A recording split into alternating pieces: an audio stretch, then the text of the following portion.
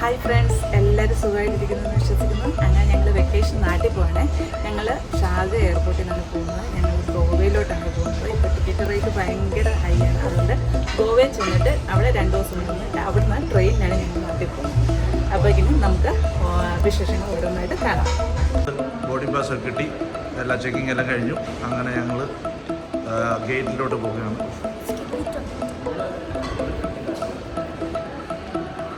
അങ്ങനെ Goa trip starting.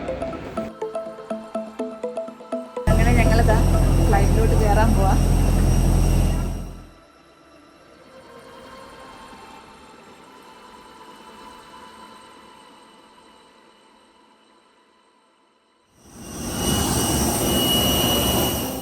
ഞങ്ങൾ പോയത് എയർ അറേബ്യയുടെ ഫ്ലൈറ്റിനാണ്.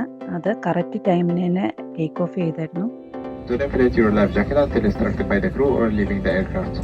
In case of emergency, infant life jacket will be distributed by cabin crew.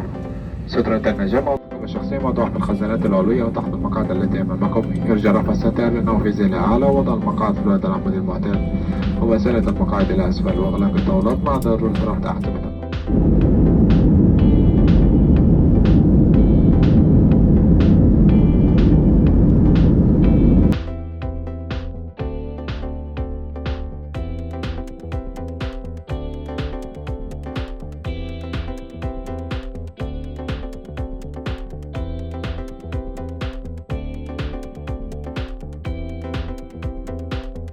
ദുബായിൽ ഈ സമയം എന്ന് പറയുന്നത് ഭയങ്കര ചൂടുള്ള സമയമാണ്. അതുകൊണ്ട് തന്നെ നമുക്ക് ഇവിടെയൊക്കെ ഒരൊറ്റ പച്ച പോലും കാണാൻ സാധിക്കുന്നില്ല.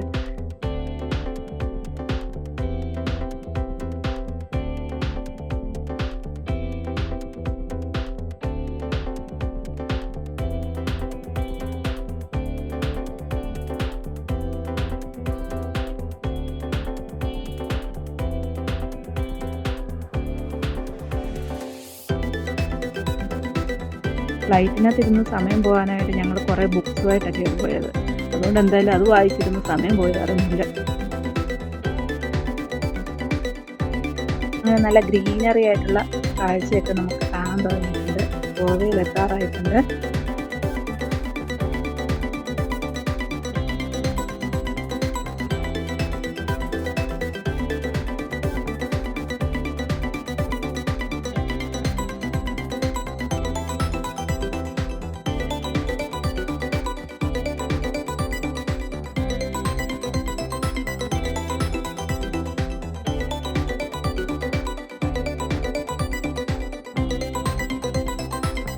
അങ്ങനെ നമ്മൾ ഗോവയിൽ ലാൻഡ് ചെയ്തിട്ടുണ്ട്.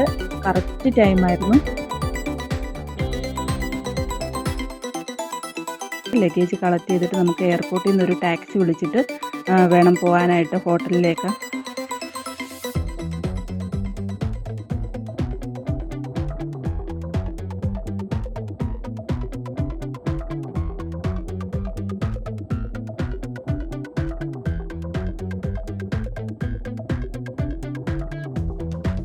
അങ്ങനെ നമ്മൾ ഗോവയിൽ എത്തിയിട്ടുണ്ട്. ഇനി നമ്മൾ ഇവിടുന്ന് ടാക്സി പിടിച്ചിട്ട് വാർക്കി എന്ന് പറയുന്ന ഒരു സ്ഥലത്തോട്ടാണ് പോകുന്നത്. ഇവിടെയാണ് നമ്മൾ ഹോട്ടൽ ബുക്ക് ചെയ്തിരിക്കുന്നത്.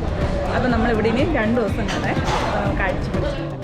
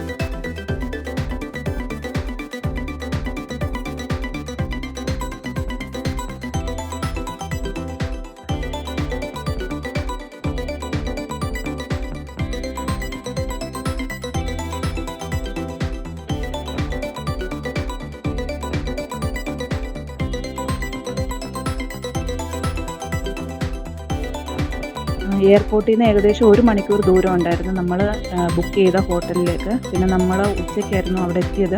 പിന്നെ നമ്മൾ ഇടയ്ക്ക് അവിടെ ഒരു നല്ല ഹോട്ടലിലൊക്കെ കയറി ഫുഡൊക്കെ കഴിച്ച് കഴിഞ്ഞിട്ടാണ് നമ്മൾ ഹോട്ടലിലോട്ട് പോയത്.